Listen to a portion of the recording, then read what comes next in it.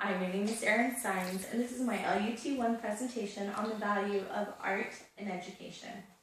Isn't it amazing that every country on earth has the same hierarchy in education? Math, science, and humanities are at the top, followed by the arts. In America today, there is a movement to deplete the resources given to art programs.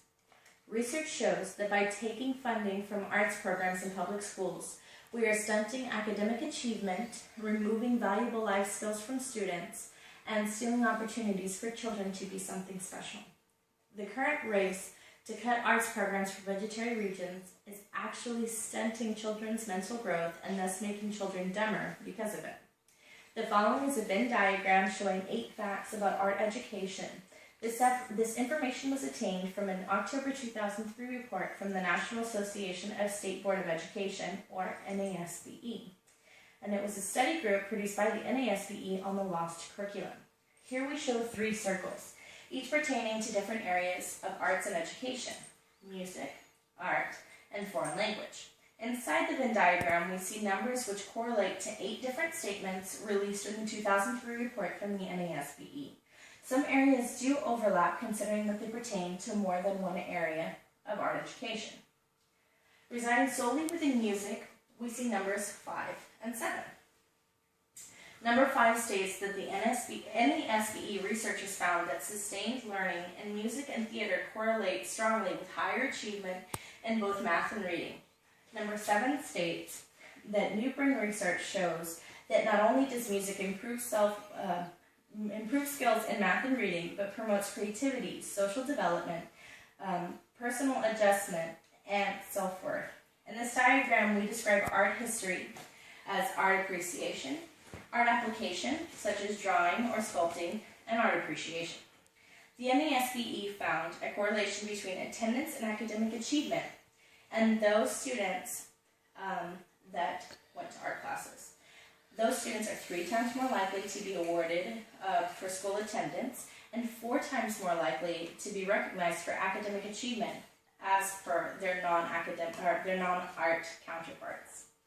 According to the NASBE, countries like Japan, Hungary, and the Netherlands, countries which consistently rank among the highest for math and science tests, make art and music education programs mandatory in their respective schools. If we look at foreign languages, we see how 4th, 5th, and 6th grade students were taught a foreign language every day in school, and they outperform the students who were not exposed to a foreign language at all in their basic skills test. According to the report from 2003, research suggests that studying a second language is essential to the learning process, creative inquiry, and critical thinking. Foreign language studies have proven to increase problem-solving skills and overall cognitive development. Now, multiple studies have concluded that curricular and extracurricular art studies and activities help keep high-risk dropout students stay in school. Interestingly enough, when we look at number 3, we see that when the No Child Left Behind Act actually states that the arts, music, art, foreign languages, etc., should be considered as core academic subjects. But obviously, because of the budget cuts, we know that this clearly isn't true. If these 2 statements released by the NASBE are correct, why wouldn't we be pushing for more funding in these areas? Now, taking classes such as home ec, shop, and welding out of schools, we're removing the chance for students to learn valuable life skills that will become extremely valuable in the long run. Home ec, for example, teaches children cooking, sewing, budgeting, and job interview skills. Obviously, we need those in the future. If not, we can't cook, we can't mend our clothes, we don't know how to budget, and job interview skills actually do come in very handy later on in life. If we look at shop and welding classes, they teach us how to use tools and challenge us to take ordinary objects and turn them into something special with a little imagination, know-how, and elbow grease.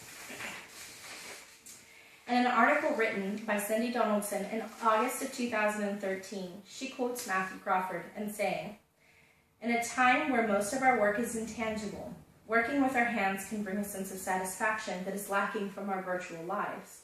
Even if one doesn't go into a manual trade, the ability to make and fix the utilities we need can help us live concretely in an abstract world. By educating children with core subjects as a standard of intelligence, we're sealing opportunities for children to become something special. In 2006, Sir Ken Robinson gave the most viewed speech from a TED conference ever given. His topic was how schools kill creativity. While talking about focusing solely on core curriculum and ignoring the arts, he states that the consequence is that many highly talented, brilliant, creative people think that they're not, because the thing that they were good at in school wasn't valued or was actually stigmatized. My favorite example of making brilliant mind feel inadequate is Albert Einstein. Even if you don't know that energy equals mass times acceleration, you do know that E equals mc squared. What's interesting about Einstein is he was rumored to be a horrible student who had trouble passing courses that were not math or physics. Can you imagine how his teachers felt when they learned that that little boy who hated writing papers and hated turning in his work if it wasn't math or physics turned out to be one of the pillars of physics that we know today? By taking funding from arts programs in public schools, we're actively killing creativity, removing valuable life skills from students, and stealing opportunities for them to become something special. When asked how to make intelligent children, Einstein said it best: if you want your children to be intelligent, read them fairy tales. If you want them to be even more intelligent, read them even more fairy tales. Thank you. The following are 3 questions and my answers. Why would you consider vocational courses in the same category as arts programs like music or art appreciation? I would define an art class as anything that challenges the student to use their creativity, imagination, and or body to create something that perhaps didn't exist before. If we start limiting any aspect of art, we're doing the same thing as they're doing with art currently by eliminating them and replacing them with core classes. Are you suggesting, number 2, that we force students that are uninterested in the arts to take art classes? I do not condone forcing anything upon students that they are uncomfortable doing. If a child is excellent in math and sciences, and they don't really care about Michelangelo and his Sistine Chapel, it doesn't matter, and they find just as much fulfillment in solving equations as a band member finds in playing his trumpet. So no, I do not suggest forcing students that are interested in art in taking art classes. And number 3, do you condone filling children's heads with the idea that they can become a multi-million-dollar recording artist simply by taking voice? Absolutely not. I'm not saying it's impossible, otherwise there would be no Beyoncés or George Straits out in the world. As research has stated, however, arts is the door to a higher way of thinking.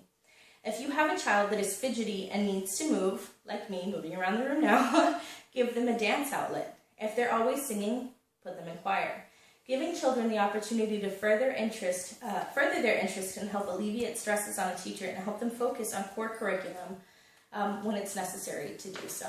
Again, my name is Saenz, and this is my presentation for LUT1, The Importance of Art and Education.